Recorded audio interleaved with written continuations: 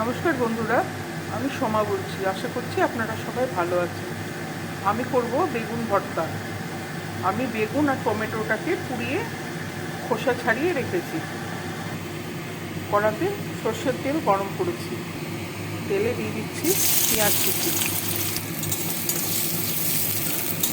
পেঁয়াজ কুচিটা আমি ভেজে নেব। একটা রসুনকেও আমি পুড়িয়ে নিয়েছি, এটাকেও আমি পেঁয়াজের সঙ্গে দিয়ে দেবো।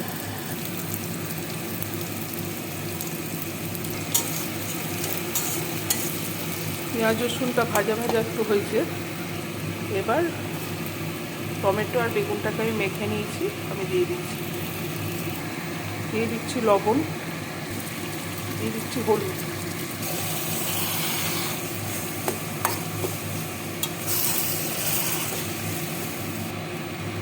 নেড়ে চেড়ে একটু ভাজা ভাজা করতে হবে। শুকনো শুকনো হয়ে গেছে,